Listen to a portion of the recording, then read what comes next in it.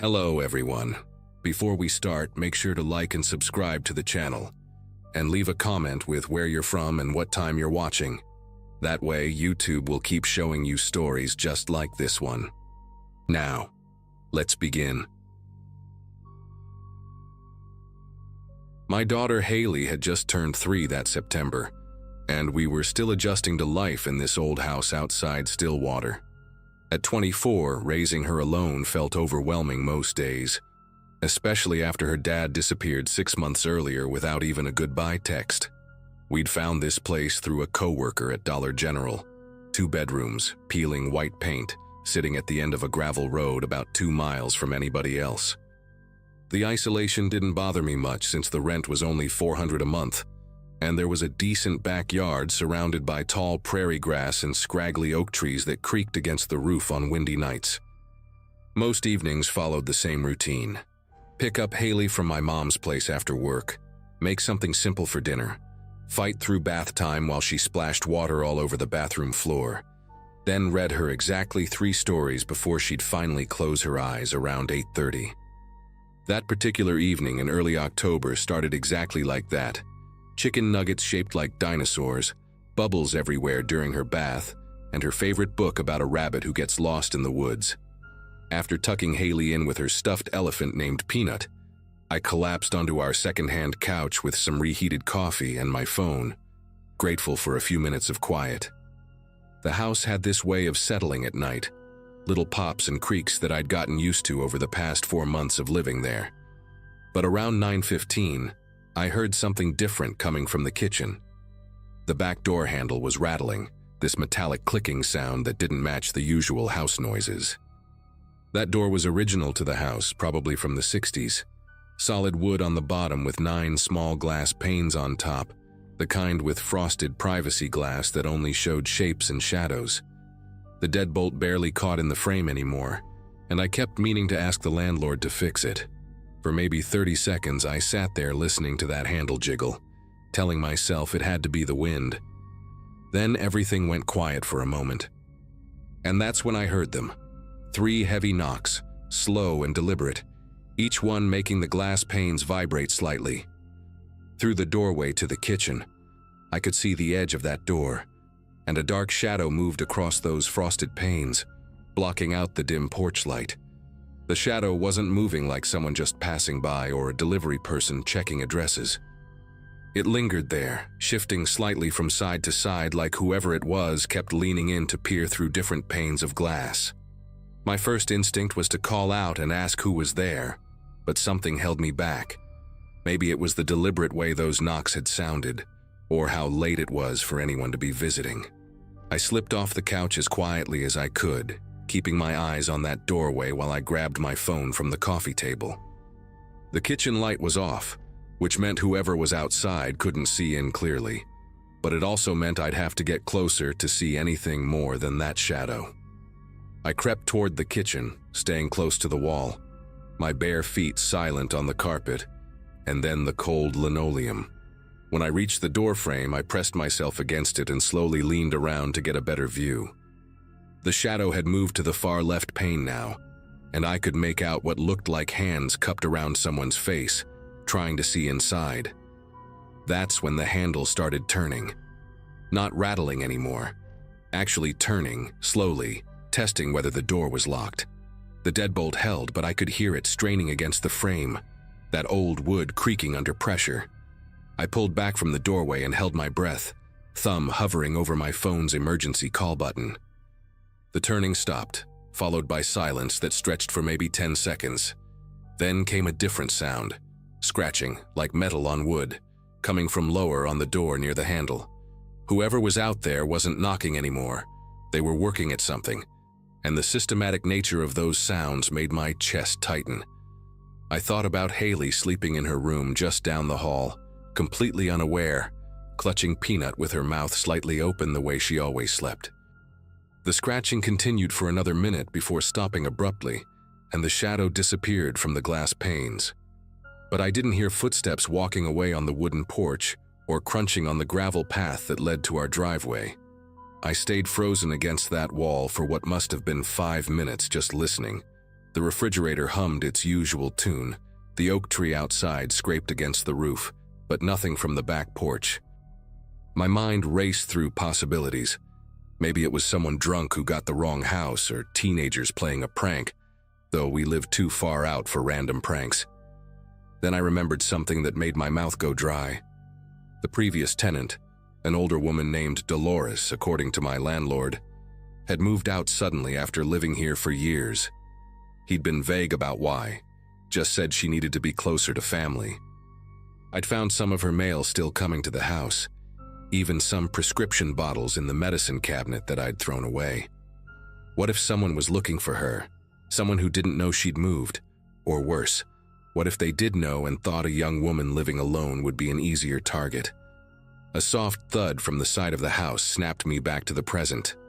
My bedroom window faced that direction, and it was cracked open about 2 inches to let in the cool night air. I backed away from the kitchen doorway and hurried down the hall, still trying to stay quiet. Phone clutched in my hand with 911 already typed but not called. I reached my bedroom door and slowly pushed it open, peering into the darkness. The window screen was moving slightly, pushed inward like something had pressed against it from outside. Through the gap under the raised window, I could hear breathing, slow, controlled breaths that definitely weren't wind. Someone was standing right outside my bedroom window, probably on the old wooden crate I'd left there from when I'd been trying to fix the gutter. The breathing continued, steady and patient, and then I heard fingers running along the screen, testing its edges, looking for a way to pop it out of the frame. Every instinct screamed at me to grab Haley and run, but run where? My car keys were on the kitchen counter right by that back door where this had all started. The front door was in the living room, but it led out to the same gravel driveway where this person could easily see us. I pressed call on my phone, turning the volume down as low as possible while the dispatcher answered. Whispering as quietly as I could, I gave our address, 4782 County Road 51, and explained someone was trying to break in. The dispatcher, a woman with a calm voice, told me deputies were on their way, but it would be at least 15 minutes given our location. 15 minutes. The fingers stopped moving along the screen and I heard the wooden crate creak as weight shifted on it. Then came a sound that nearly made me scream, the window itself being pushed up, slow and careful. I'd forgotten to lock it after opening it earlier, and now it was sliding up inch by inch, the old wood frame groaning softly. I backed out of the bedroom and rushed to Haley's room, scooping her up as gently as I could while she stayed deep in sleep. She mumbled something about pancakes but didn't wake up, her small body warm and limp in my arms. Carrying her and Peanut, I went to the bathroom, the only room in the house with a lock on the door, even if it was just a flimsy push-button one. I locked us in and sat on the closed toilet lid with Haley in my lap, rocking her slightly to keep her asleep while listening to every sound in the house. The dispatcher stayed on the line, asking for updates in a hushed voice that I could barely hear. From the bathroom, I heard my bedroom window slide the rest of the way open, then nothing for about 30 seconds. After that came the unmistakable sound of feet hitting my bedroom floor, 2 soft thuds as someone climbed inside. The footsteps were careful but not silent, work boots maybe, moving across my bedroom toward the hallway. They paused at my doorway, and I held Haley tighter, praying she wouldn't wake up and make any noise. The footsteps moved down the hall toward the kitchen, and I heard drawers being opened.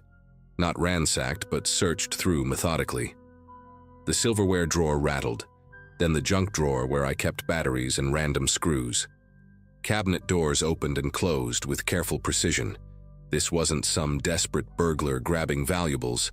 This person was looking for something specific. The dispatcher whispered that deputies were 8 minutes out, and I whispered back what was happening. She told me to stay where I was, keep the door locked, don't engage. Like I had any intention of confronting whoever this was while holding my 3-year-old. The searching sounds moved to the living room. I could hear the coffee table being moved, couch cushions being lifted. Then the footsteps came back down the hall, slower this time, and stopped right outside the bathroom door. The doorknob turned slightly, testing it, and found it locked. There was a long pause, Maybe 20 seconds of absolute silence except for my heart pounding so hard, I was sure they could hear it through the door. Then came a voice, male, gravelly like someone who'd smoked for decades. "Dolores, I know you're in there. Just give me back what you took and I'll leave. Nobody needs to get hurt."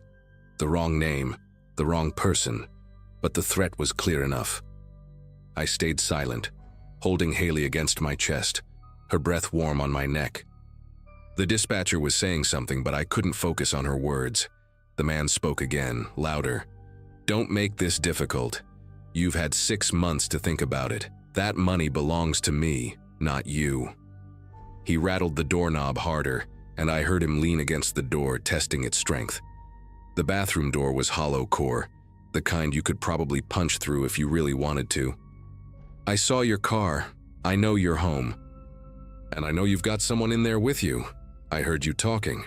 My throat constricted as I realized he meant the dispatcher. He thought I was Dolores, hiding in here with someone else, and nothing I could say would probably convince him otherwise without revealing that a young mother and toddler were actually behind this flimsy door. The doorknob rattled violently now, and I heard him throw his shoulder against the door. The frame shook, and I saw the lock button wiggle. Haley stirred in my arms, making a small whimpering sound, and I quickly started humming softly in her ear, the same tune I used when she had nightmares. The man must have heard something because he stopped. "You got a kid in there, Dolores? That's low, even for you. Using a kid as a shield." His voice had changed, uncertain now, maybe even confused. The dispatcher was saying the deputies were 3 minutes out, but 3 minutes felt like a lifetime. Outside the bathroom, I heard him pace a few steps, muttering something I couldn't make out. Then his footsteps moved quickly down the hall toward my bedroom, the window he'd come through. I heard him climbing back out, the wooden crate scraping against the house siding, and then feet hitting the ground outside. Still holding the phone, I whispered to the dispatcher that he was leaving through the bedroom window. "She told me to stay put until deputies arrived. Don't leave the bathroom no matter what." 2 minutes later, I heard sirens in the distance, growing louder as they turned onto our gravel road. The dispatcher confirmed they were pulling up to the house, and only then did I finally breathe properly. Haley woke up when the deputies knocked on the front door, confused and cranky, asking why we were in the bathroom. I carried her out, legs shaking so badly I could barely walk, and let the officers in. They searched the entire property with flashlights while one deputy, a young guy named Officer Brennan, took my statement. When they checked the back door, they found deep pry marks all around the deadbolt and frame. He'd been working at it with some kind of tool before moving to the window. On my bedroom floor, they found muddy boot prints and, strangest of all, an old photograph that must have fallen from his pocket. It showed Dolores, recognizable from the mail I'd seen, standing next to a man who looked like he could have been her son or nephew. Officer Brennan bagged it as evidence and said they'd try to track down Dolores to figure out what this was about. They stayed until dawn, and I spent the rest of that night packing our things. We moved in with my mom the next day, and I never went back except to get the rest of our stuff with my brother and cousin present. The landlord said he understood and didn't charge me for breaking the lease. I found out later from Officer Brennan that they'd located Dolores in Arkansas. She'd apparently been taking care of her adult son with mental health issues, who'd been stealing from people to feed a gambling addiction. She'd taken his stash of stolen cash when she left, trying to return it to victims, but he'd tracked her down to the wrong place. They arrested him 2 weeks later at a motel near Tulsa. I still check every lock twice before bed, and Haley, now 5, doesn't understand why Mommy doesn't like it when people knock on doors after dark.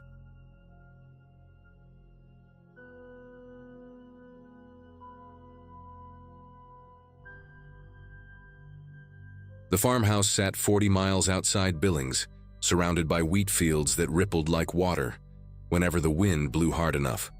My parents had moved to Phoenix for Dad's arthritis, but kept the property as a rental, and since it was between tenants that June, they offered it to me while I worked on my senior thesis.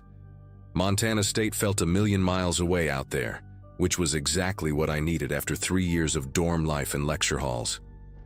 The isolation wrapped around me like a blanket those first few weeks. Just the creaking bones of that old house, the whisper of wheat stalks, and old Mr. Garrison's pickup truck rattling past once a day on the gravel road. 12 acres of nothing but peace, with the nearest real neighbor a half-mile away. My laptop and a stack of research books took over the kitchen table, and I fell into a routine that felt almost meditative. My old bedroom on the second floor faced the backyard, where this massive oak tree threw shadows across the walls at night, like long fingers reaching for something. The house had been built in the 50s, all hardwood floors that announced every step, and windows that rattled in their frames when storms rolled through. For 2 weeks, the days blurred together beautifully. Coffee from Mom's ancient percolator at 8, research and writing until my eyes burned, then frozen dinners while trying to stream something on internet that barely functioned. By 11 each night, I'd crawl into bed feeling accomplished and exhausted in the best way. But around the 3rd week of June, sleep started breaking apart. I'd snap awake at 2, sometimes 3 in the morning, heart pounding like I'd been running, skin prickling with this electric feeling that made every shadow in the room seem important somehow. At first, I blamed the coffee, then the stress of my thesis deadline creeping closer. Maybe it was just the house settling in new ways, or coyotes passing through the property. Dad had mentioned they sometimes came close to the house hunting for mice in the barn. But the feeling kept getting stronger, more specific. It wasn't just waking up anxious, it was waking up feeling observed, like when you sense someone reading over your shoulder at the library. The sensation always centered on my bedroom window, the one facing the backyard. During the day, that window was my favorite feature of the room, letting in morning light that made everything golden. But at night, with nothing but darkness pressing against the glass, it became something else entirely. I started leaving the curtains closed, telling myself it was to block the morning sun, not because of how exposed that rectangle of black glass made me feel. The 4th week brought a heat wave that turned the farmhouse into an oven. Even with every window open and 2 box fans running, the upstairs felt unbearable. On Wednesday night, I remember it was Wednesday because I'd driven to town that afternoon for groceries, I gave up trying to sleep around 1:30. My sheets were soaked with sweat, and that familiar prickle of anxiety was already crawling up my spine. I sat up, debating whether to grab my pillow and try sleeping on the couch downstairs, when I heard something that made me go completely still. Outside, maybe 20 feet from the house, came the distinct sound of a throat clearing. Not a cough exactly, but that deliberate noise someone makes when they want you to know they're there. The sound was so casual, so human, that for a second I thought maybe Mr. Garrison had come by, though I couldn't imagine why he'd be in my backyard at this hour. I crept to the window, staying low, and peeked through the gap where the curtain didn't quite meet the wall. The moon was nearly full that night, casting everything in this silver-blue light that made the yard look like an old photograph. The oak tree's shadow stretched across the grass, and beyond that the wheat field began, stalks barely moving in the still air. Nothing seemed wrong at first glance. Then I saw him. A man stood at the edge of the property line, where the mowed grass met the wheat. He was facing my window, completely motionless, arms hanging loose at his sides.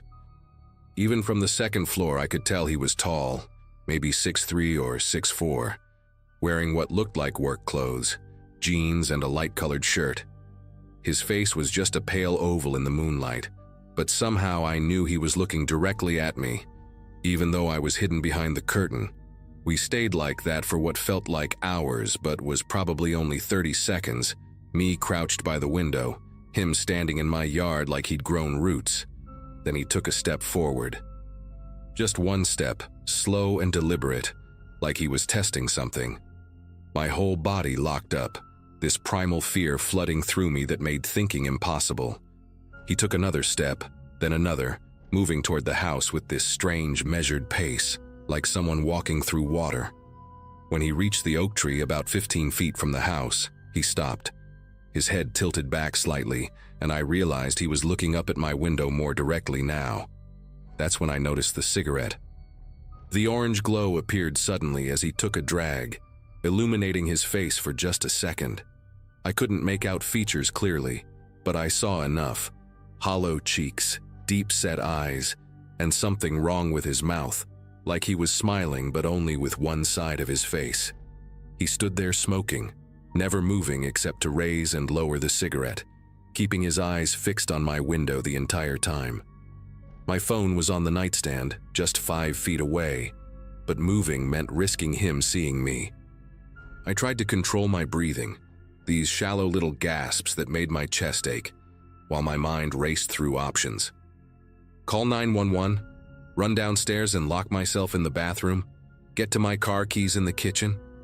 Every plan seemed to end with me having to move, to reveal that I was awake and watching him. The cigarette glowed brighter as he took a long drag, and then he did something that made bile rise in my throat. He waved. Not a friendly wave, but this slow, deliberate movement of his hand, back and forth like he was cleaning a window. The gesture was so wrong, so out of place in the middle of the night, that I actually gasped out loud.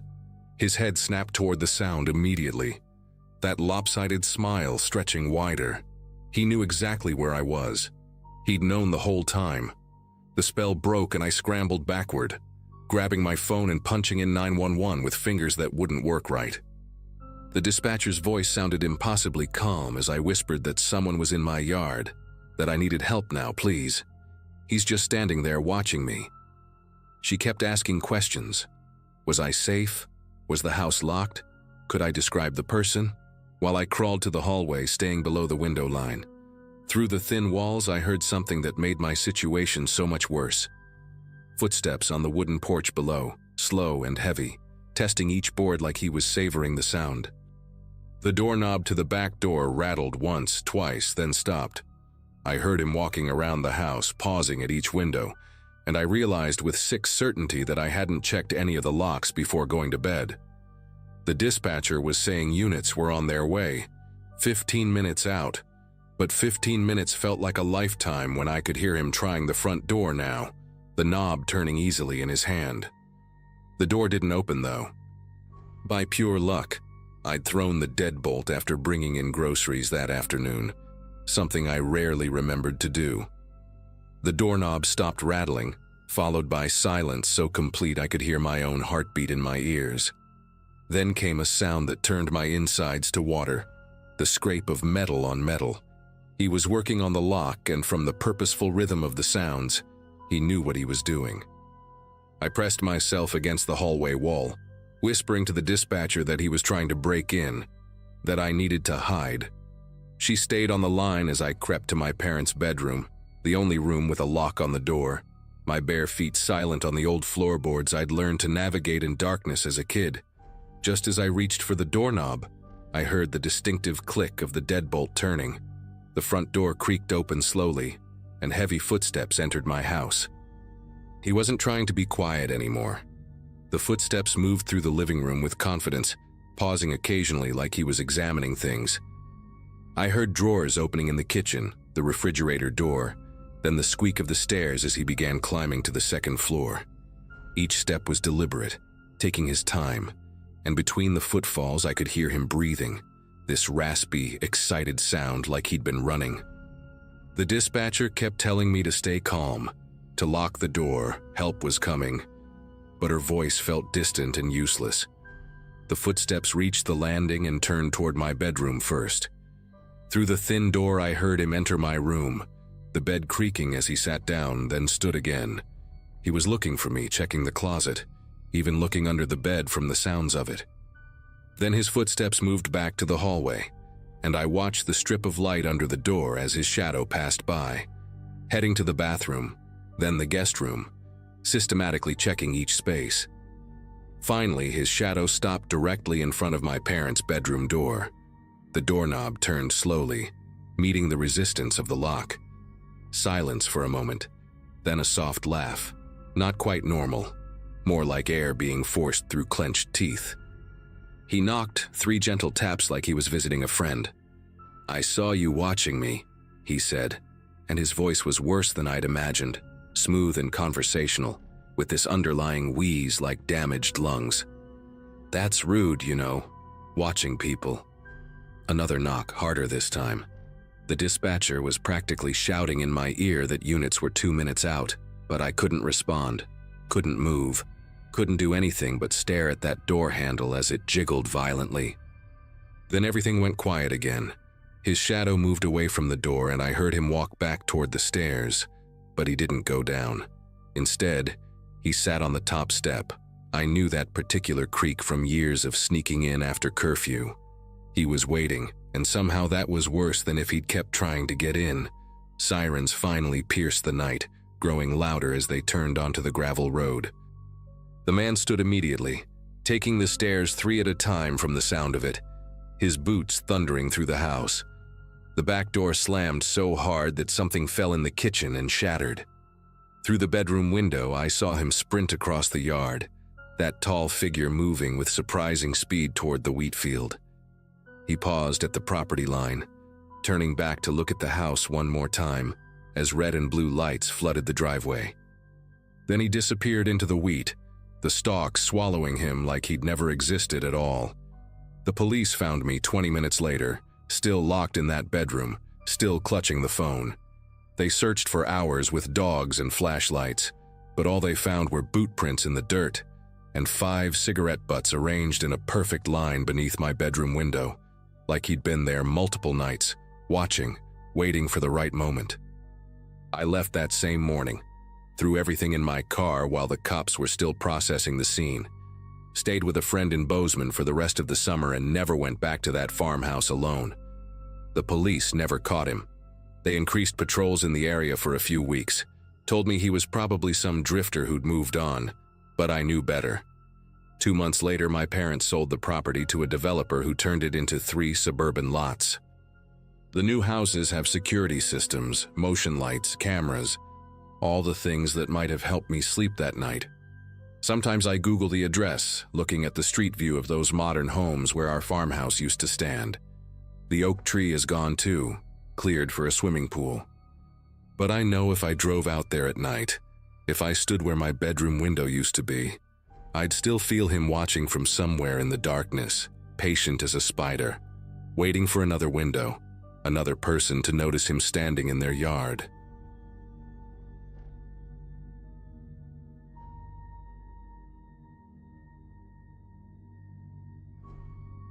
I just finished grading spelling tests that Thursday afternoon when I first heard the crying.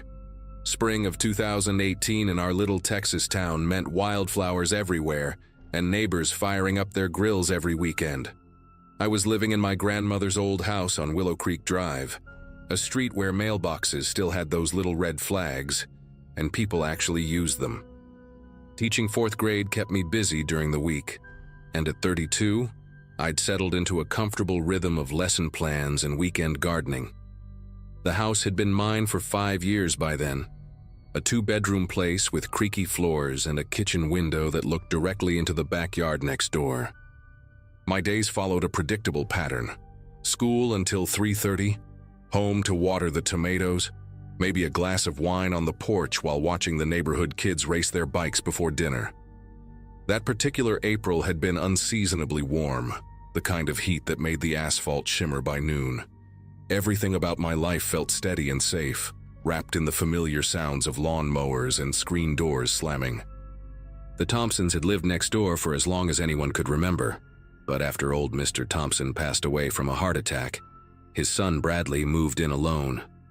Bradley was 40-something, worked at the hardware store downtown, and kept to himself mostly. He'd wave when he saw you but never stopped to chat like his father used to.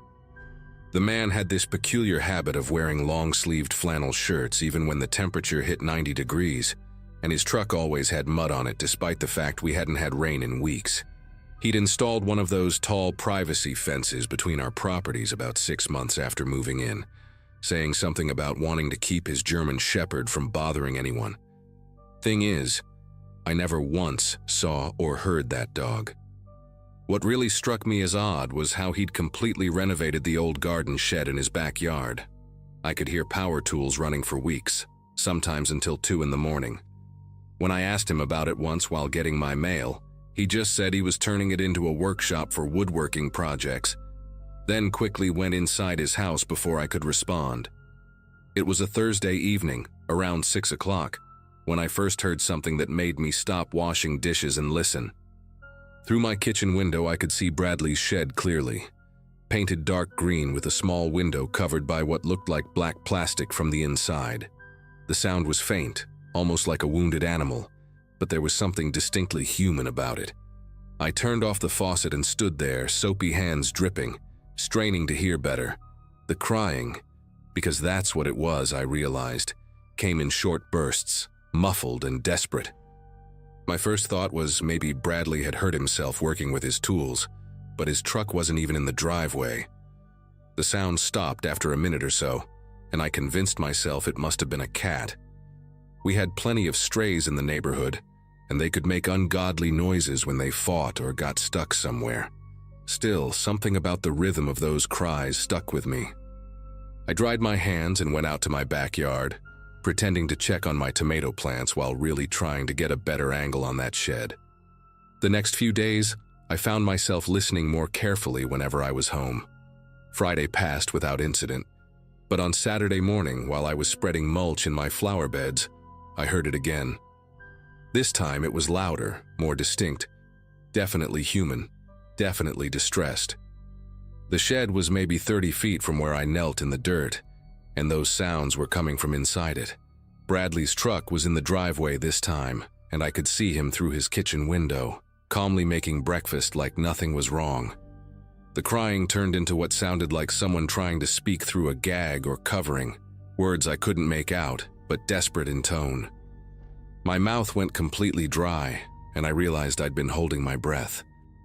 When Bradley suddenly looked up from his stove and stared straight at me through his window, I quickly looked away and focused on my gardening. But my mind was racing.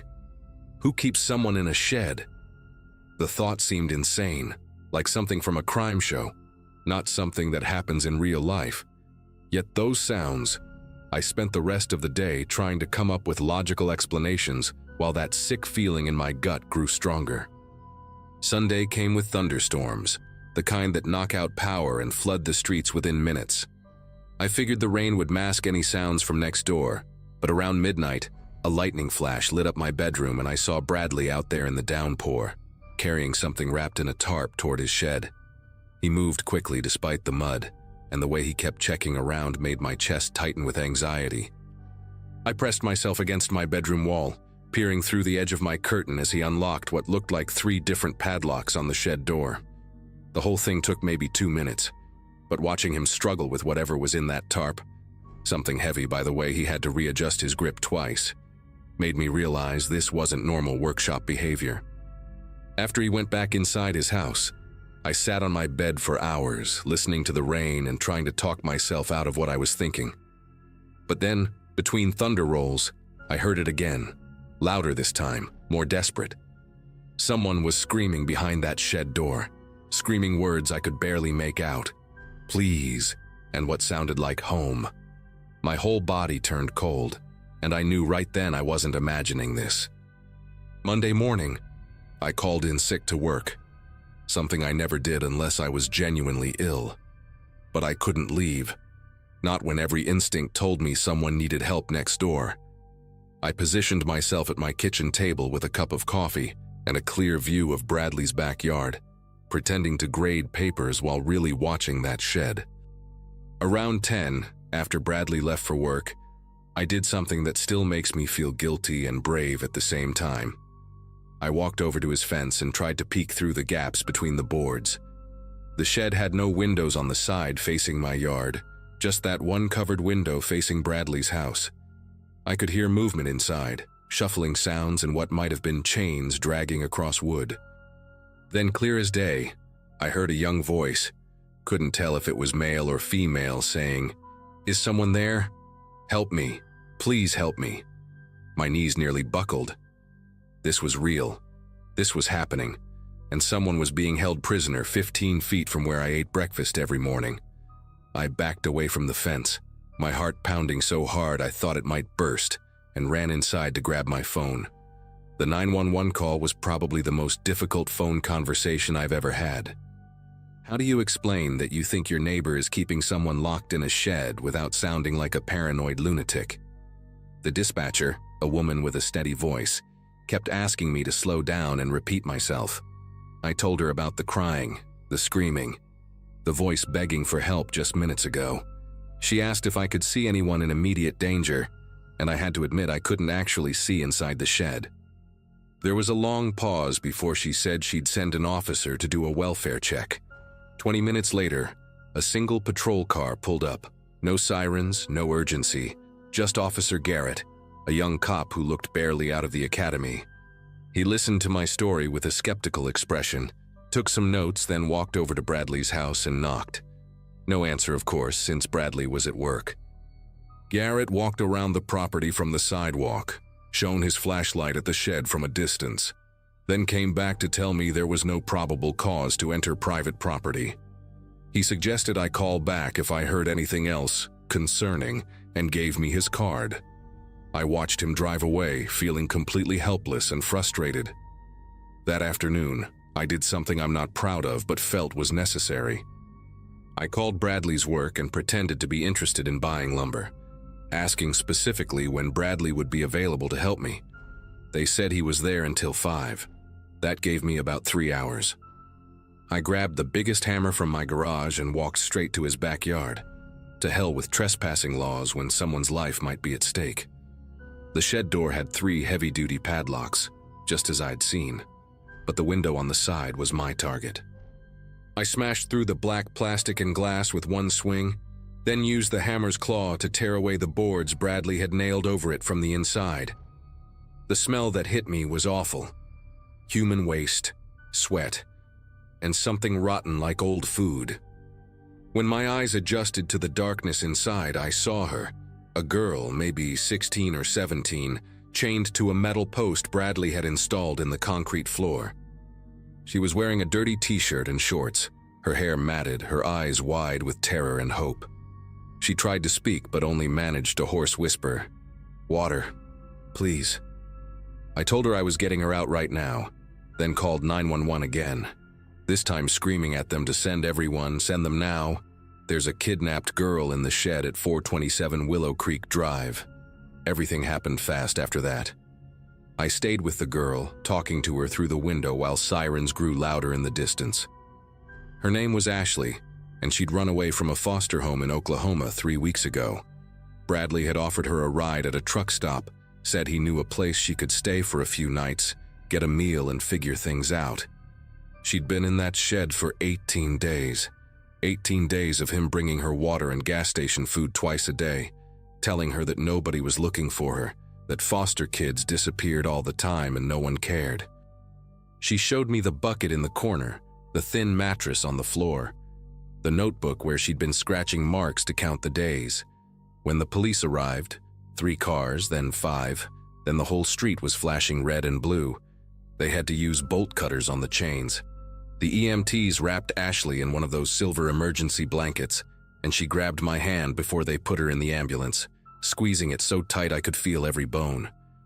"You saved my life," she whispered, and I just nodded because I couldn't speak through the tears. The image of her being wheeled away on that stretcher, finally safe, is something I'll never forget. Bradley arrived home from work right as they were putting up crime scene tape around his property. I'll never forget the look on his face when he saw the police cars, the ambulance, the shed door hanging open with investigators taking photographs inside. He didn't run or fight. He just stood there by his truck, shoulders sagging like he knew it was over. They arrested him right there on his driveway while half the neighborhood watched from their yards. As they put him in the patrol car, he looked straight at me and his expression wasn't angry or threatening. It was almost relieved, like he was tired of carrying the weight of what he'd done. The detective told me later that Bradley confessed to everything during questioning. He'd been planning it for months, specifically targeting runaways because he thought no one would miss them. The soundproofing he'd installed wasn't perfect, but it would have been good enough if I hadn't been paying attention. They found receipts for the materials, internet searches about missing teenagers, even a journal where he'd written about his plans. The shed had been designed as a prison from the start. The concrete floor poured specially to hold that metal post, ventilation holes drilled to keep someone alive but not comfortable, the door reinforced from the inside. The investigation revealed that Ashley wasn't supposed to be his first victim. Police found evidence that Bradley had been watching and documenting patterns of other runaways at various truck stops across Texas for over a year. He had photographs, license plates of people who gave them rides, notes about which days had the most vulnerable kids passing through. Ashley just happened to be at the wrong place at the wrong time when Bradley felt ready to execute his plan. What haunts me most is that he told investigators he chose our neighborhood specifically because it was quiet, full of people who minded their own business, and his father's reputation would protect him from suspicion. He was right about almost everything, except he didn't count on me being a teacher, trained to notice when something's wrong with a young person, even when I couldn't see them. The prosecutors said my 911 calls, especially the second one, saved Ashley's life. Bradley had been growing frustrated with her resistance, and his journal entries from those final days suggested he was considering ending the situation soon. Those were his actual words, like she was a problem to solve instead of a human being. Ashley recovered physically within a few months, though I know the emotional scars will last much longer. She sent me a letter 6 months later from her new placement, a group home in Colorado that specializes in helping trafficked and abused teens. She said she was learning to trust again, taking online classes to catch up on school, and had adopted a rescue cat named Warrior. We still exchange Christmas cards, and last year she sent me a photo from her high school graduation. Bradley got 40 years in federal prison for kidnapping and false imprisonment, though he'll be eligible for parole in 25. I moved out of that house 2 months after it happened, not because I was scared, but because I couldn't stop staring at that empty shed, couldn't stop wondering what would have happened if I'd called the police after the very first time I heard crying. The new owners tore it down immediately, planted a garden where it used to stand. Sometimes I drive by the old neighborhood, and it looks exactly the same as before, peaceful and quiet. But I know better now. I pay attention to things others might dismiss, trust my instincts when something doesn't feel right, and I'll never again assume that terrible things can't happen just because the street looks safe and the neighbors wave hello.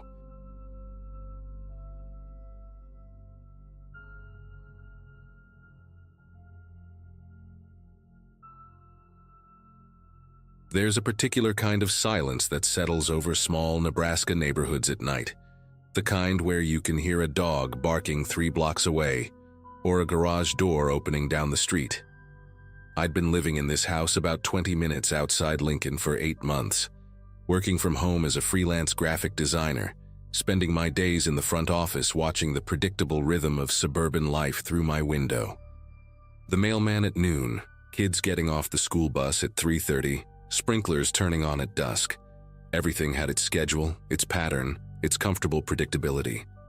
The house next door belonged to Walter Hutchinson, a man probably in his late 60s who existed more as a ghost than an actual neighbor.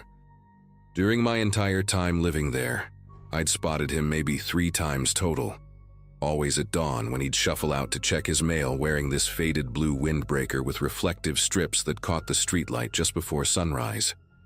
He moved like someone who didn't want to be noticed, quick and purposeful, never making eye contact or acknowledging anyone's existence. It was mid-February when I first noticed Walter's basement light clicking on in the middle of the night. My bedroom window faced his house, and around 2 or 3 a.m. this harsh fluorescent glow would suddenly flood through my blinds, bright enough to wake me from deep sleep. Initially, I didn't think much of it. Insomnia hits everyone differently, and maybe the old guy liked to tinker with projects when he couldn't sleep. But after a couple of weeks, something started bothering me about the whole situation. Walter's beat-up Ford truck hadn't moved from his driveway in what seemed like forever. Dead leaves had accumulated in thick drifts around the tires, and the windshield was covered in that yellowish-green pollen that comes with early spring. His lawn had transformed into a jungle, the grass reaching almost knee-height, full of dandelions and wild growth that would have driven any self-respecting homeowner crazy. The mailbox was stuffed to capacity, with catalogs and envelopes scattered on the ground beneath it, like nobody had touched them in weeks. What really got under my skin was the randomness of it all. Some nights the light would stay on for 4, maybe 5 hours straight, and I'd drift in and out of sleep with that glow bleeding through my window. Other nights, it would flicker on for just 10 or 15 minutes before plunging back into darkness. I started keeping a notebook by my bed, jotting down the times just to see if there was any logic to it. 2:47 a.m. on Monday, 3:15 a.m. on Tuesday, nothing Wednesday, then 1:23 a.m. on Friday. No pattern whatsoever. The strangest part was that I never saw any other lights in the house. Not the kitchen, not the living room, not even the porch light when he'd supposedly be going down to the basement. Just that single rectangular window glowing like some kind of beacon in the night, casting long shadows across his overgrown yard. By the 3rd week of this, I couldn't ignore how wrong everything felt. Walter's house looked abandoned in every way except for that basement light. Spiderwebs had formed across his front door, thick and undisturbed. A package from Amazon had been sitting on his porch for at least 10 days. The cardboard warped from rain and sun. Even his garbage bins hadn't been moved to the curb in over a month. I knew because I'd been paying attention, watching from my office window during the day, trying to catch any sign of life. The neighbors on the other side, the Johnsons, mentioned they hadn't seen Walter either when I casually brought it up while getting my mail, but nobody seemed particularly concerned. "He's always been odd," Mrs. Johnson said, shrugging like this was just Walter being Walter. "Keeps to himself, you know how some people are." That Friday night I decided I'd had enough of the mystery. The light had been on since midnight, and by 2 a.m. I was wide awake, staring at that glowing window from my bedroom. I threw on a hoodie and my old sneakers, the ones that didn't squeak, and stepped out into the cold February air. The neighborhood was dead quiet, except for the distant hum of the interstate a few miles away. Walter's yard felt like stepping into a different world. The grass was so tall it soaked my jeans up to the knees with dew, and I had to push through it like I was wading through water. The closer I got to his house, the louder my heartbeat seemed, thundering in my ears. I wasn't planning anything illegal, I told myself.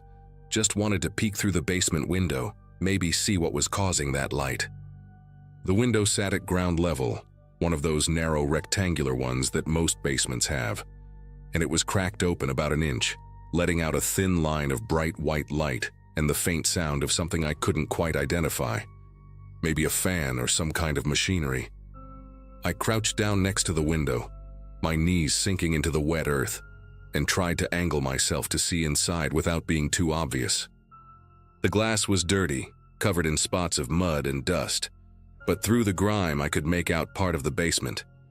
What I saw made my whole body go rigid. The walls were covered, absolutely covered, in photographs. Not family photos or artistic shots, but what looked like surveillance photos. People walking, sitting in cars, entering buildings, all taken from a distance with a telephoto lens. They were pinned up with red thumbtacks in neat rows, hundreds of them, maybe thousands. Some had writing underneath in black marker that I couldn't read from my angle, but what made my throat close up was recognizing some of the faces. There was Janet from the coffee shop downtown, the one who always remembered my order. There was Mr. Castellano, who taught at the local high school.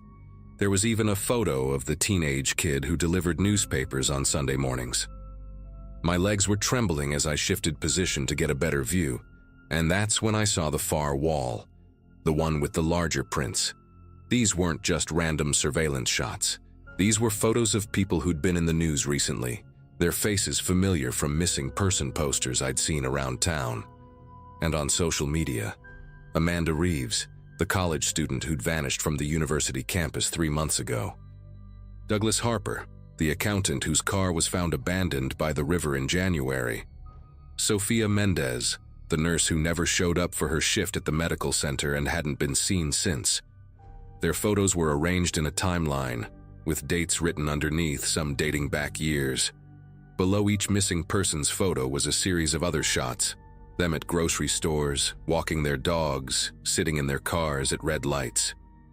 The level of documentation was insane, like Walter had been tracking these people for weeks or months before they disappeared. In the corner of the basement, I could see what looked like file boxes, dozens of them, labeled with years going back to at least 2010. The sound of a door creaking from inside the house sent a jolt of pure panic through me. I dropped flat against the wet ground, my cheek pressed into the mud, not daring to breathe. Through the thin crack of the window, I could hear footsteps, slow, deliberate, moving across the basement floor. Then a voice, Walter's voice, but different from the few times I'd heard him speak before. He was talking to someone, his tone conversational, almost cheerful. "You're being so quiet tonight," he said. And there was something deeply wrong about the way he said it, like he was talking to a child or a pet. "That's okay. We have plenty of time. No one even knows you're here." The footsteps moved closer to the window, and I could see a shadow pass by. I pressed myself flatter against the ground, praying the tall grass would hide me. My phone was in my pocket, and I slowly reached for it, trying not to make any movement that might catch his attention through that cracked window. Just as my fingers wrapped around my phone, Walter's footsteps stopped directly above me, on the other side of the window.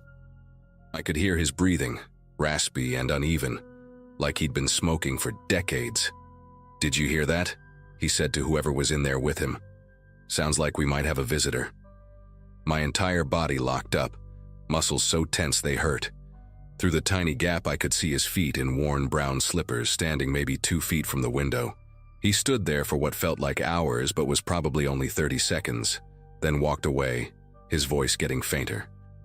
No, probably just a raccoon. They've been getting into everything since nobody's been cutting this grass." I waited until I couldn't hear him anymore, then slowly, painfully slowly, started crawling backward through the grass. Every movement felt like it took forever, every rustle of the grass sounding like an explosion in the quiet night. I made it back to the property line, then to my yard, my clothes soaked and covered in mud. Once inside my house, I locked every door, checked every window, and called 911 with shaking fingers. The dispatcher sounded skeptical at first. A concerned neighbor reporting suspicious activity isn't exactly high priority. But when I mentioned the missing person's photos, Amanda Reeves specifically, her tone changed completely. "Officers are on their way. Stay in your home and keep your doors locked." Within 15 minutes, the street was flooded with police cars. No sirens, but lights flashing, reflecting off every house on the block. I watched from my window as they surrounded Walter's house, and then heard them through a megaphone asking him to come out. For 10 minutes, nothing happened. Then they broke down the door. The shouting that followed was intense but brief, and I saw them bring Walter out in handcuffs, his blue windbreaker still on, his face completely calm like he'd been expecting this. He looked directly at my window as they put him in the patrol car, and the expression on his face wasn't anger. It was disappointment, like I'd ruined something he'd been working on for a very long time. The next few hours were a blur of police interviews and evidence collection. They found Amanda Reeves in a soundproofed room Walter had built in a corner of the basement, behind a false wall. She was alive, dehydrated and traumatized, but alive, and had been there for 6 days. The other missing people weren't as fortunate.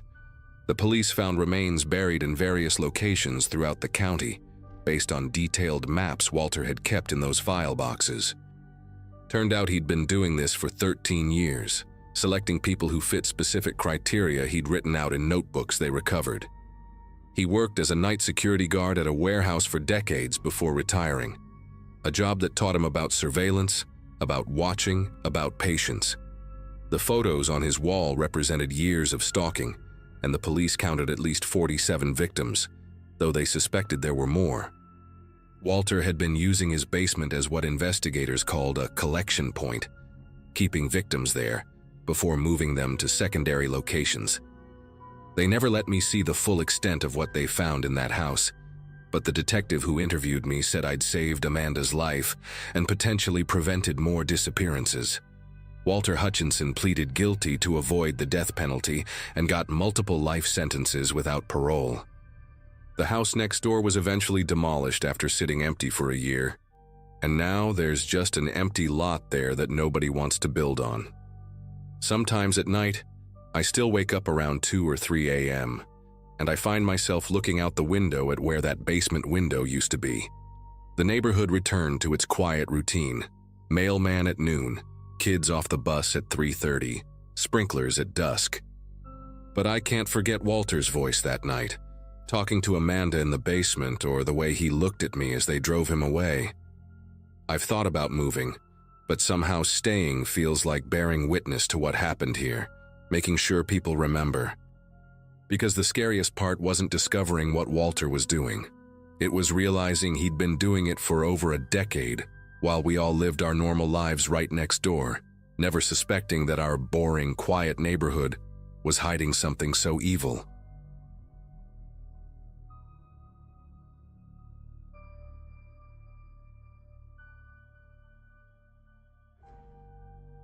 The Ford Ranger's engine knocked like it always did when I pushed past 50, reminding me why Frank kept nagging me to let him rebuild it at the shop. Route 19 stretched ahead through Millbrook's outskirts, nothing but darkness and the occasional reflective postmarking where the asphalt met the drainage ditch. I'd just finished wrestling with Mrs.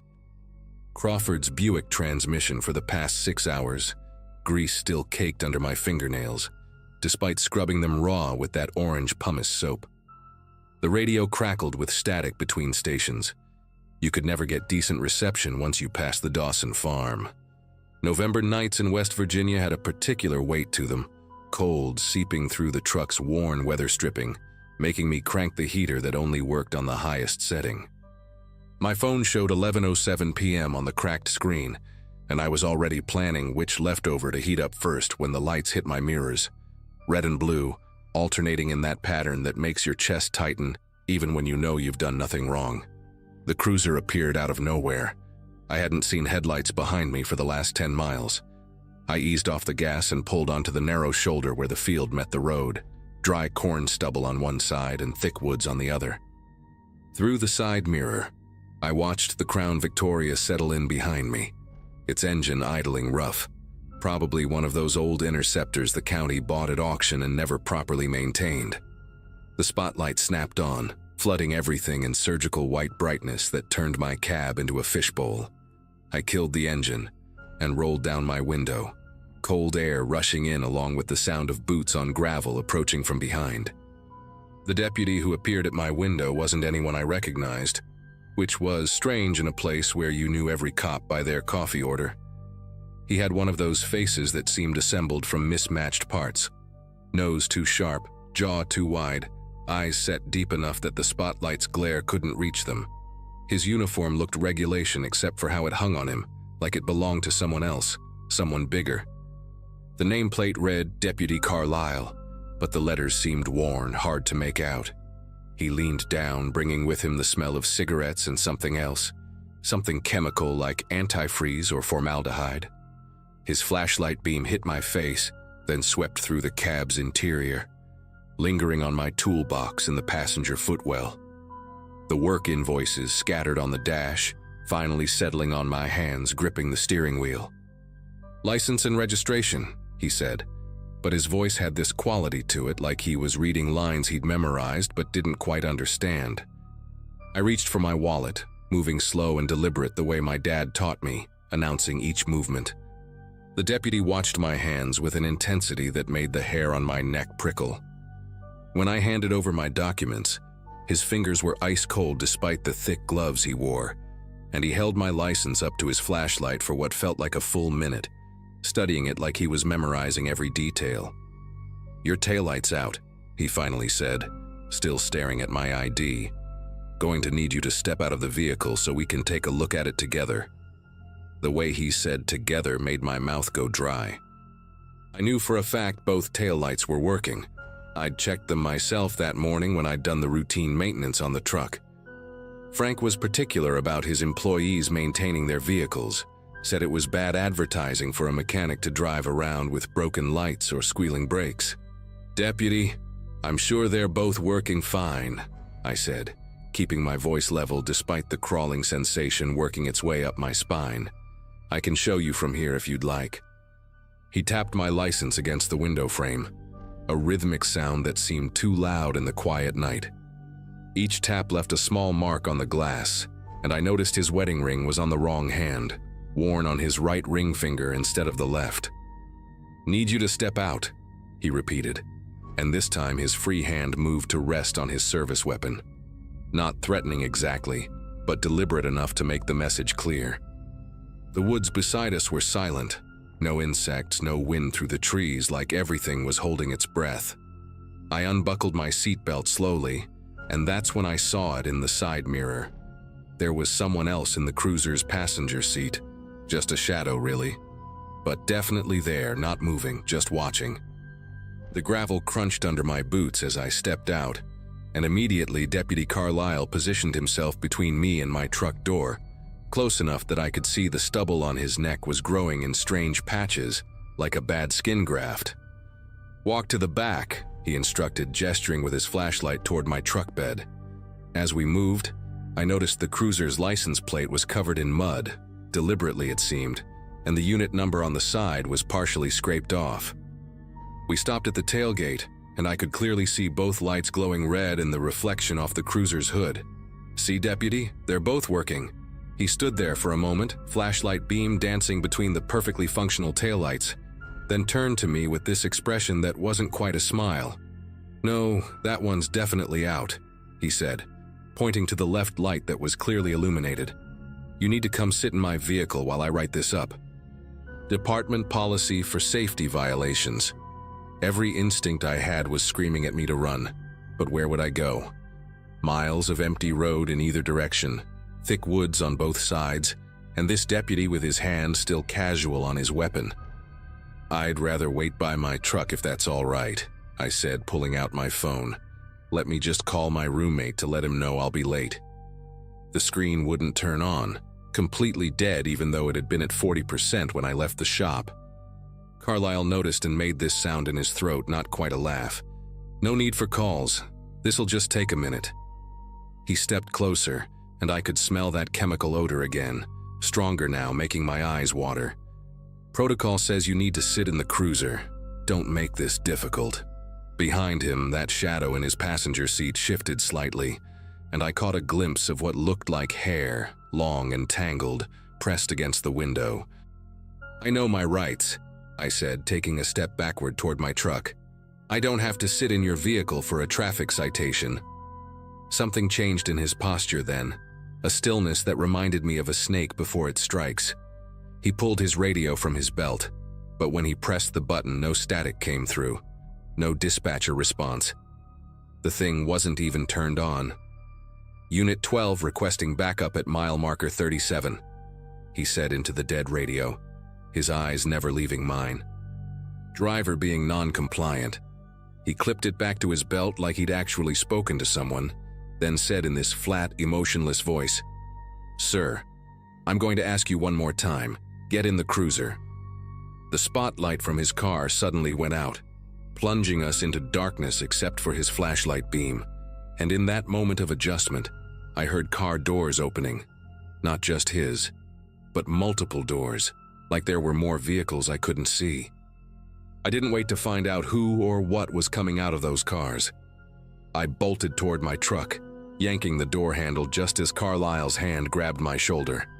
His grip was impossibly strong, fingers digging in through my jacket, but I twisted hard and felt the fabric tear as I pulled free.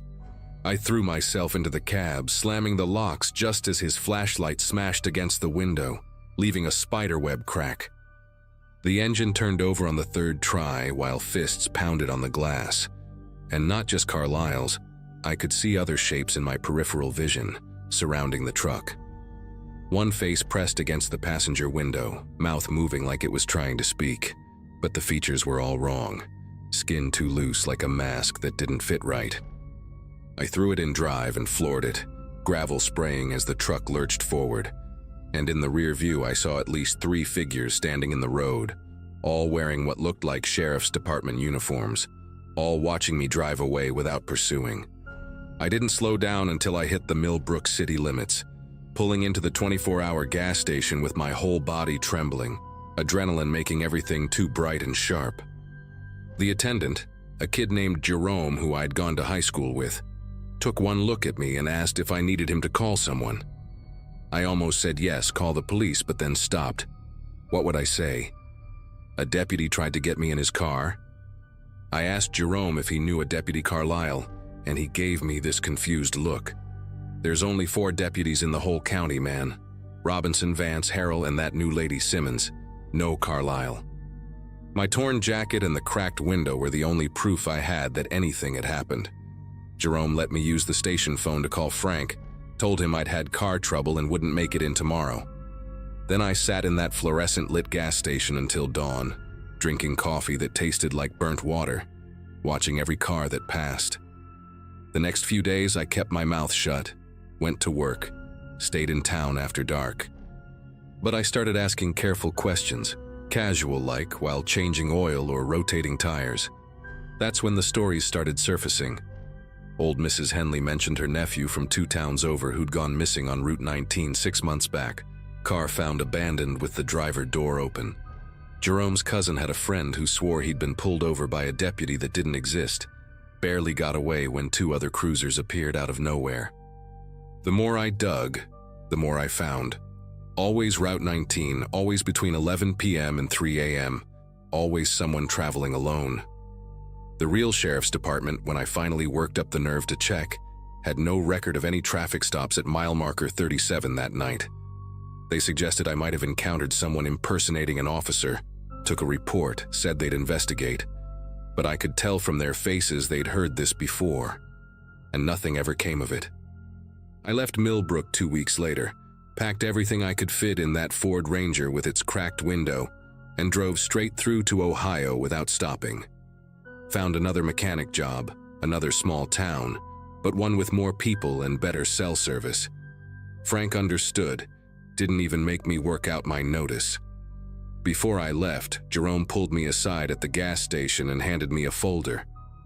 Inside were newspaper clippings he'd been collecting, going back 3 years. Missing persons reports, abandoned vehicles, all connected to that stretch of Route 19. The last clipping was from just 2 days after my encounter. A traveling salesman from Maryland, last seen heading through Millbrook around midnight. His car was found the next morning at mile marker 37. Driver door open, both taillights working perfectly.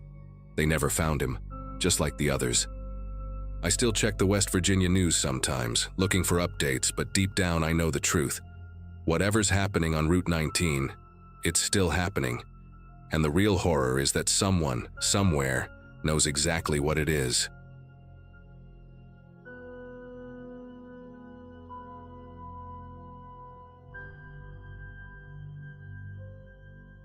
"6 months working as head librarian at the public library in Rosewood, Georgia had taught me the rhythm of small-town life.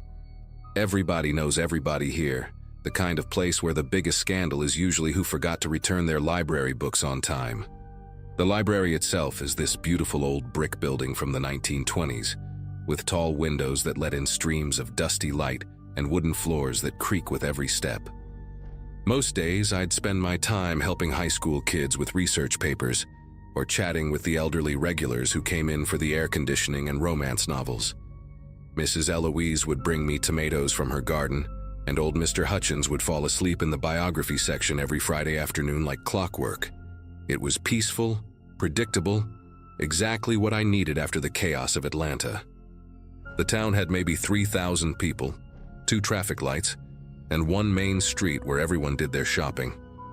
The city council had finally approved renovations for the library's basement after years of water damage complaints. We needed to clear out decades of accumulated junk before the contractors could start work the following Monday. I volunteered to handle it myself because I wanted to catalog everything properly. There could be town history down there worth preserving.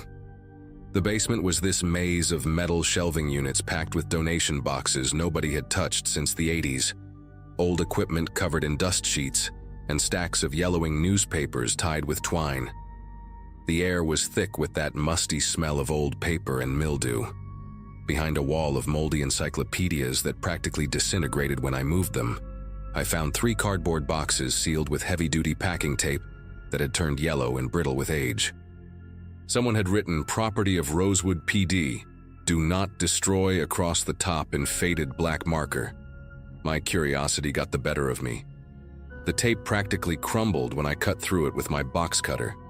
Inside the first box were manila folders, dozens of them, each one containing what looked like missing person reports. The paper was that old government-issue beige color, typewritten with actual typewriter keys that left indentations you could feel with your fingers. Names, dates, photographs paperclipped to the corners. People who had vanished from Rosewood going back to the 1960s. What caught my attention wasn't just the number of files, but how each one was stamped closed in red ink, with no resolution notes, no follow-up reports, nothing to indicate what happened to these people. Just name after name: Louise Carpenter, age 23, disappeared May 1967. Robert Nguyen, age 45, disappeared October 1973. Teenage kids, middle-aged parents, elderly folks, no pattern to the ages or backgrounds. The second and third boxes contained more of the same. By my count, there were 78 missing person cases, all from Rosewood and the surrounding county, all marked closed without any explanation. The most recent file was from 2008, a woman named Maria Vasquez who worked at the local grocery store. I actually remembered when she supposedly moved away suddenly to care for a sick relative in California. That's what everyone said anyway. But here was her file, reported missing by her landlord when she didn't pay rent. Her car found abandoned on Route 42. The responding officer's notes mentioned blood on the driver's seat, but the case was closed 2 days later with no further investigation documented. I spent the next 3 hours photographing every single page with my phone. The battery died twice, and I had to run upstairs to charge it at my desk, terrified someone would come down and find me with these files. My mind kept racing. How could a town this small have so many missing people without anyone talking about it? We had a weekly newspaper, town meetings, gossipy neighbors who knew when you changed your curtains. But 78 people gone, and nobody ever mentioned it. The dates were spread out enough, maybe 3 or 4 per year, that perhaps people just forgot, moved on, accepted whatever story they were told. But seeing them all together like this, documented in black and white, made my chest tight with anxiety. That evening, I couldn't stop thinking about those files. I made the mistake of going to see Chief Coleman at the police station. He'd always been friendly when I'd seen him around town. Mid-50s, coached Little League. The type who'd help you change a flat tire. The station was just a small building next to the post office. Only 4 officers total for the whole town. When I told him about the boxes, showed him a few photos on my phone, his whole demeanor changed. His jaw clenched, and he leaned back in his chair, studying me with this calculating look I'd never seen before. "Those records are sealed for a reason," he said slowly, each word deliberate. "Some things are better left buried. Delete those photos, return the boxes to where you found them, and forget you ever saw them, for your own good." The way he said it wasn't threatening exactly, but it made every hair on my arm stand up. I didn't delete the photos. Instead, I went home to my little rental house on Sycamore Lane and uploaded everything to 3 different cloud services. Then I started researching the names from the files. Most led to dead ends. No social media, no obituaries, no mentions in other towns. But a few had family members still looking for them.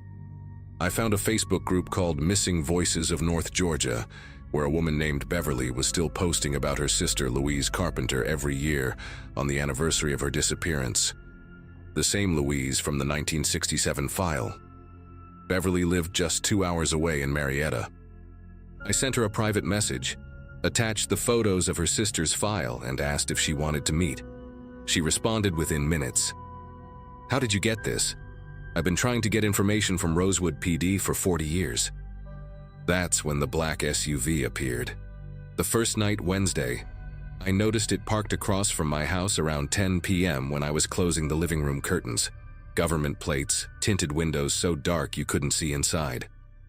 It was still there when I checked at midnight, at 3 a.m. when I got up for water, and gone by sunrise.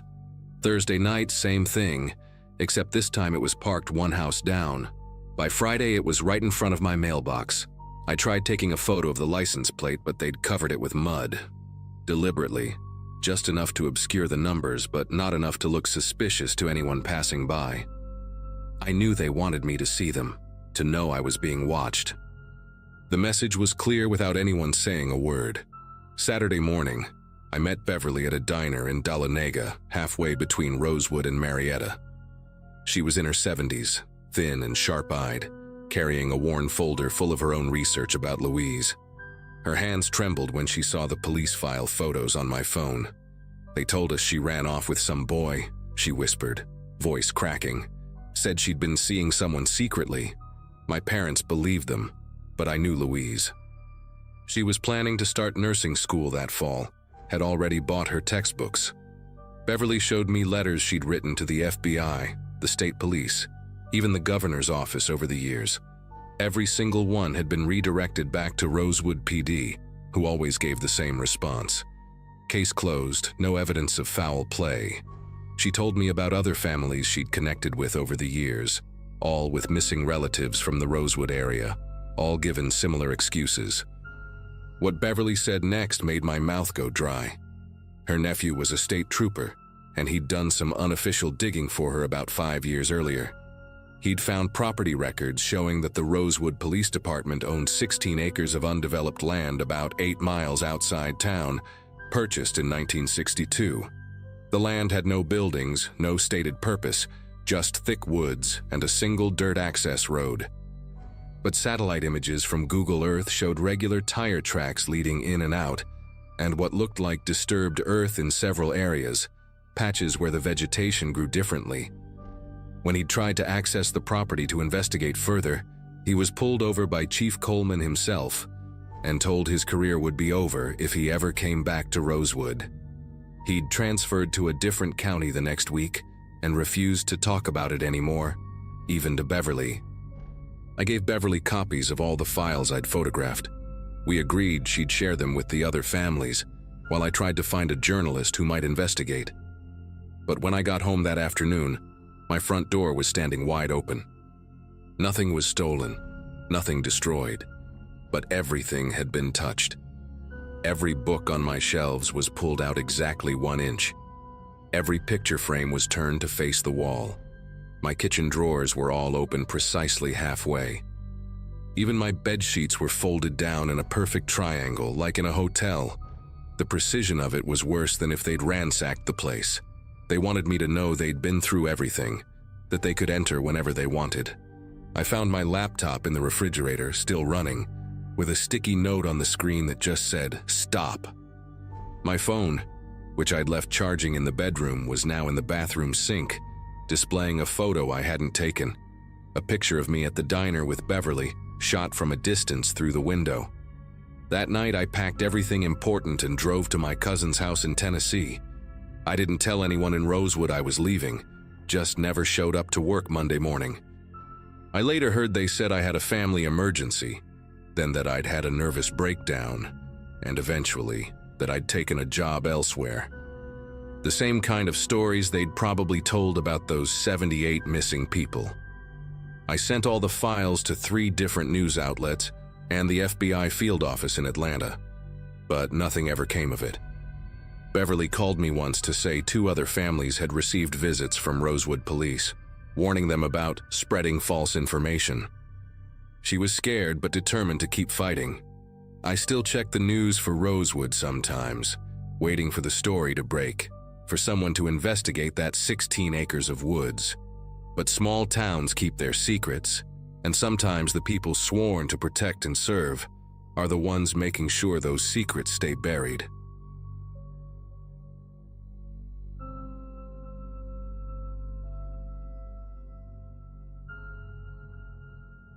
My name's Aaron, and a few years ago I worked the overnight shift at the only 24-hour gas station in our town in Kentucky.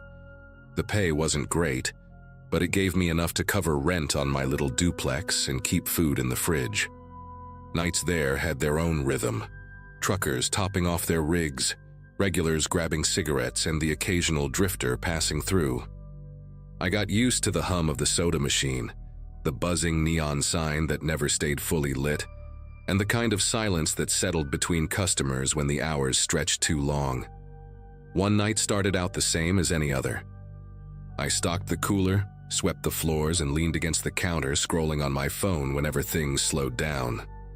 Around midnight, I noticed an older sedan pulling into the lot.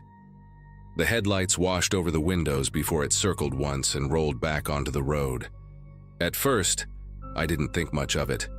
People miss the entrance all the time, or they realize they're low on cash and drive off. But then, maybe 20 minutes later, the same car came through again, looping around slow enough that I could make out its dented bumper and one dim headlight. By the third time that car came back, creeping around the pumps without stopping, I felt a knot forming in my chest. No one got out. No one rolled a window down. Just that same slow lap, tires crunching over gravel, before disappearing again into the night. I tried to shake it off, telling myself it was someone lost, or maybe waiting for someone else. But the longer the hours dragged on, the harder it was to ignore the way my stomach tightened every time I thought I saw headlights in the distance. Around 4 in the morning, my shift was ending, and I went about locking up. That's when I spotted it. Down the street past the edge of the lot, the same sedan sat parked on the shoulder. Its headlights were off, but I could still recognize the shape, the dent in the hood, the dull shine of its paint under the street lamp. I stood with the keys in my hand, pretending to fumble with the lock longer than I needed to, just to keep from turning my back completely. It didn't move. No door opened. It just sat there, like it was waiting for me to leave first. I finally made it to my car, trying not to glance too obviously in the direction of the sedan. The air felt heavy, the kind of quiet that made every sound sharper. My keys jingling, the slam of my door, the click of my seatbelt. When I pulled onto the road, I kept my eyes glued to the rearview mirror. For the first couple of blocks, nothing happened. Then, just as I started to think I'd imagined the whole thing, headlights flickered on behind me. The same car, same dented bumper. It eased onto the road, trailing me at a steady distance. My heart pounded so loud it almost drowned out the hum of my engine. I didn't want to drive straight home, so I made a few random turns through the quiet streets, circling blocks I didn't normally take. The car followed each one, never speeding up, never backing off. It was like they knew I was testing them and were content to let me know they weren't going anywhere. After 10 minutes of this, I pulled into a brightly lit parking lot near an all-night diner and just sat there, pretending to dig through my bag. The sedan slowed as it passed but didn't turn in. It kept going, disappearing down the next street. When I finally got home, it was already past 5. I barely slept, every little sound outside pulling me back awake. The next morning, I thought maybe I'd worked myself up over nothing, that whoever it was had just been messing around or drunk. But when I showed up for my next shift, one of the officers from the local police department came into the store. He leaned on the counter, asked if I'd seen a certain car the night before, and described it down to the dent in the hood. My throat went dry. I told him everything, how it circled 3 times, then sat parked down the street. The officer nodded like he wasn't surprised. He said they'd found the car abandoned near the edge of town, doors unlocked. Inside, there were rolls of duct tape, a pack of zip ties, and a pair of gloves shoved into the glove box. He didn't say much else, just told me to be careful walking to my car and to call if I noticed anything strange again. I stood behind that counter long after he left, staring at the pumps in the empty lot beyond, trying to wrap my head around how close I might have come to being someone's target that night. The rest of that week felt unreal. Every time headlights appeared in the distance, I caught myself holding my breath. Customers came and went like always, but I couldn't shake the image of that car sitting in the dark, waiting. Even walking through the aisles of the gas station gave me a strange awareness. How isolated the place really was after midnight. How long it would take anyone to notice if something happened to me. I stopped wearing headphones, stopped stepping outside to smoke on breaks. I kept every door locked and the phone close at hand. A couple of nights later, another officer came by and asked if anyone had approached me in the parking lot. I said no, and he explained that the vehicle had been reported stolen. They never found the person who had been driving it. That detail rattled me worse than anything else. The thought that someone out there, someone who had circled me over and over, was still walking around free made it hard to concentrate on even the simplest tasks. Every face that came into the store became a question mark I couldn't answer. After that, I changed routines.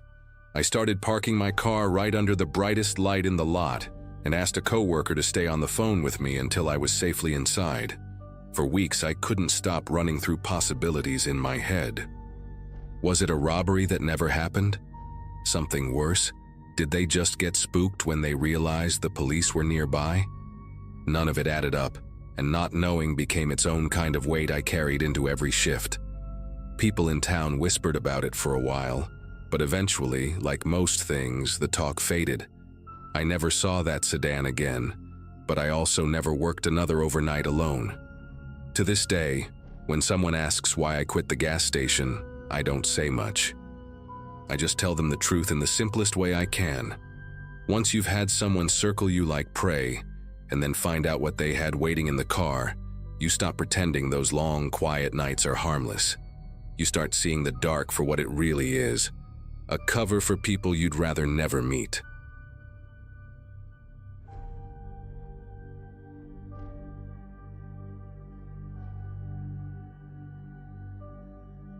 The town where I grew up didn't have much going on besides a strip mall, a football field, and that abandoned hospital on the edge of the old industrial district.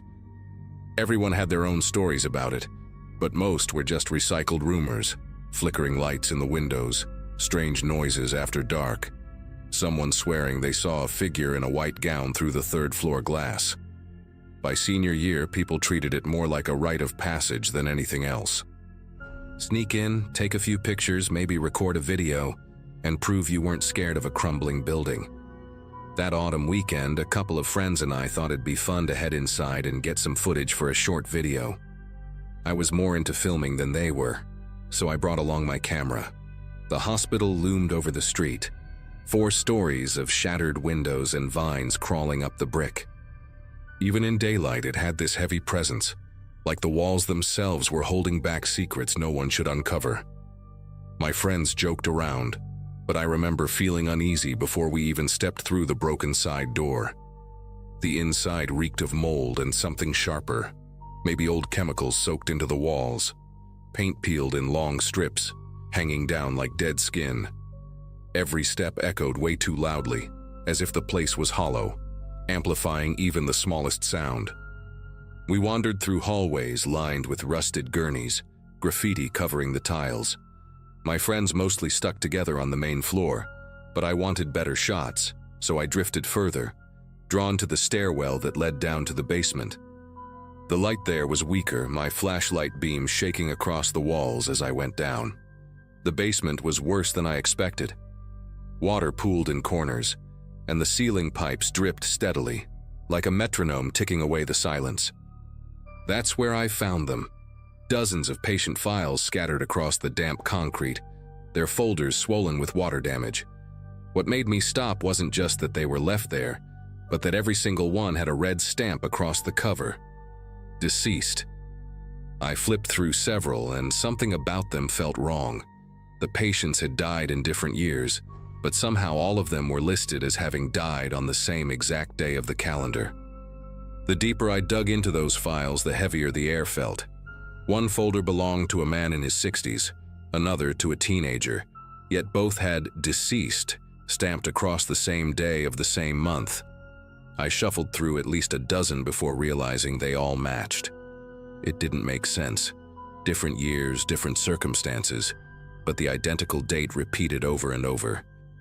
The hairs on my arms stood straight as I tried to convince myself it was some clerical error, maybe a lazy administrator reusing a stamp. Still, the thought of it lingered in my head like a riddle I wasn't supposed to solve. I remember hearing my friends laughing faintly upstairs, their voices bouncing through the pipes, but down there it sounded warped, almost muffled. The further I stood among those files, the more I felt like I shouldn't be down there at all. My flashlight flickered, and for a split second I thought I saw movement at the far end of the hallway. Just a shift of shadow, nothing I could define. My instinct told me to leave, but instead I crouched and stuffed one of the folders into my backpack. I wanted proof, something I could show them later so they'd believe me. When we left the hospital, the sun had already dipped low, turning the sky a dim orange. My friends were still joking, calling the trip a bust because nothing dramatic had happened. I didn't mention the files. It felt personal, like if I talked about it too soon, it would lose its weight or sound like I was making it up. We piled into my old sedan, and I tossed my camera bag onto the passenger seat, glancing back once at the hospital. For a moment, I swear I saw a light flicker in one of the basement windows, even though there hadn't been power there in decades. That night, after dropping everyone off, I parked outside my house and sat in the driveway, scrolling through the footage. The camera had captured everything: the graffiti, the dripping pipes, and finally those patient files. Watching it back made the whole thing feel worse, like the basement had swallowed sound differently than I remembered. I left the bag locked inside the car, figuring I'd edit the clips the next day. When I came out the following morning, the driver's side door was cracked open. My wallet was still there, my backpack untouched. The only thing missing was the camera. I tore the car apart, searching every corner, thinking maybe I'd misplaced it or left it with one of my friends. But the bag was right where I'd left it, only the camera was gone. No shattered glass, no sign of forced entry. Almost like whoever took it knew exactly what they were looking for. My neighbors didn't report seeing anything, and none of the other cars on the street had been touched. Out of everything inside, only the camera had vanished. The weirdest part was that the folder I'd stuffed in my backpack was still there. I pulled it out, the paper warped and damp, the red deceased stamp bleeding faintly through the cover. Holding it made me uneasy in a way I can't explain, like the file wasn't supposed to exist outside that basement. I thought about bringing it to school, showing my friends, but something about the missing footage made me hesitate. If someone went out of their way to take the camera, maybe they didn't want that evidence seen again. A couple of days later, I worked up the courage to open the folder one last time. The details blurred together, hard to read through the water stains, but the death date was still clear. That's when I noticed something I'd missed. The signature at the bottom wasn't from a doctor or nurse, but from someone listed simply as attending. No name, no credentials, just that word repeated on every file. I shoved the folder back into my drawer, and to this day I haven't looked at it again. I never got the camera back. I reported the theft, but the police shrugged, said it was probably kids or someone looking to pawn electronics. But I know better.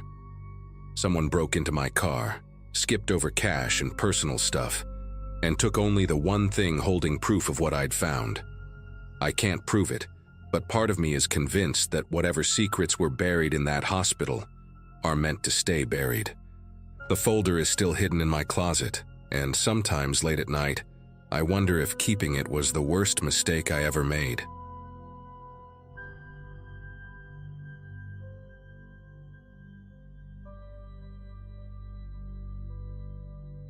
That night had started out in the usual small-town way, with everyone packed into the bleachers for the weekly high school football game.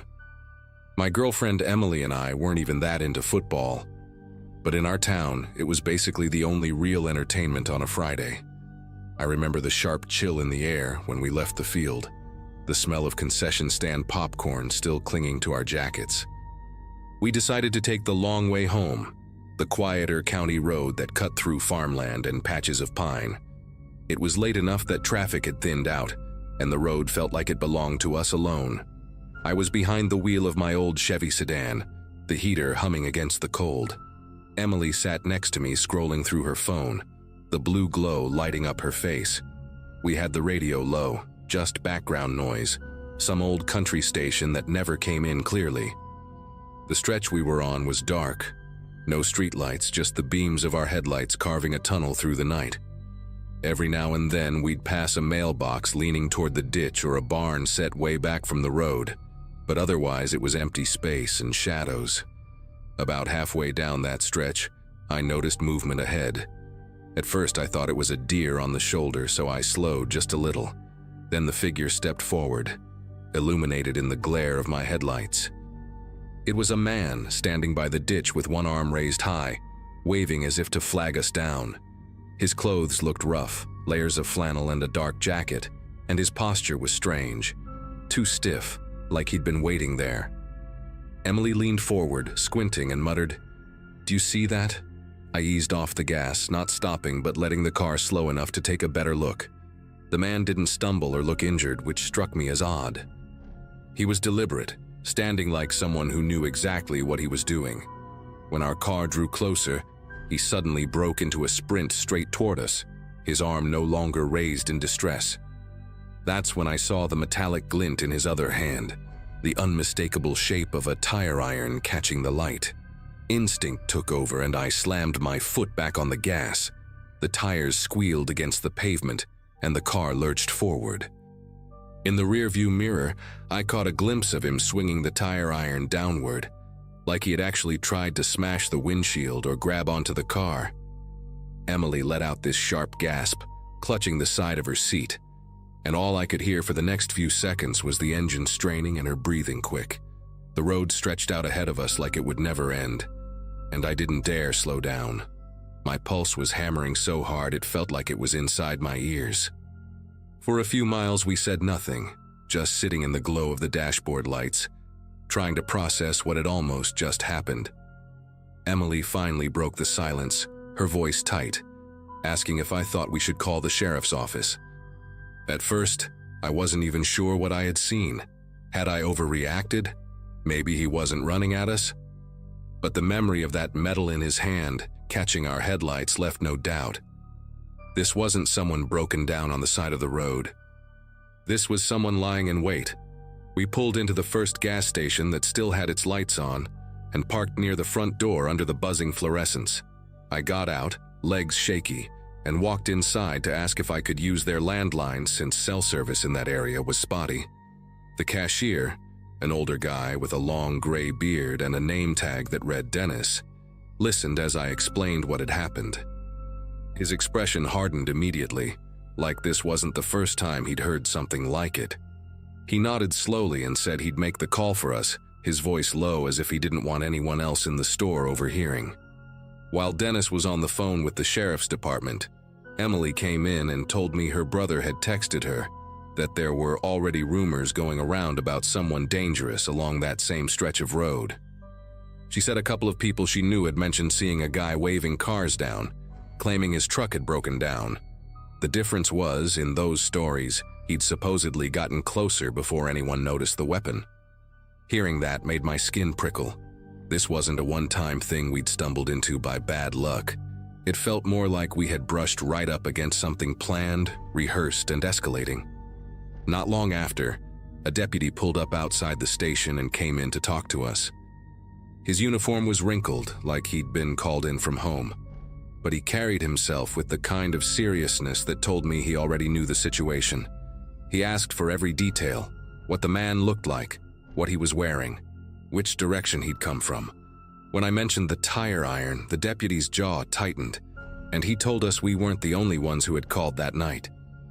A few other drivers had nearly been ambushed along that same road, each describing the same man with the same weapon. The deputy walked us back out to my car and inspected the windshield and hood with his flashlight, almost like he expected to find dents. Seeing the light sweep over the chipped paint and the dust clinging to the bumper made me realize how close it had been. Emily stayed quiet, her arms folded tight, watching the deputy as though he might have answers we didn't. Before letting us go, he warned us to avoid that stretch of road for the time being. He didn't sugarcoat it. This guy's looking for victims, not help. When we finally got home, the adrenaline wore off, and the whole thing settled on me like a weight. I kept replaying it in my head, the way the man stood so still until we were close enough, then the sudden sprint, the flash of metal. It wasn't random. It was a trap, set in a place where most people wouldn't think twice about stopping to help someone. What scared me most wasn't just what almost happened to us, but the thought of who might not have been lucky enough to hit the gas in time. To this day, I don't know if the deputies ever caught the man. I never saw anything about it in the local paper, and nobody in town brought it up after a week or two. Life just moved on like it does in small towns. But for me, that stretch of road never looked the same again. Even now, when I pass by an empty shoulder at night, my foot hovers over the accelerator, and I catch myself scanning the darkness for movement, half expecting someone to step out of the ditch, waving me down with one hand and hiding something dangerous in the other.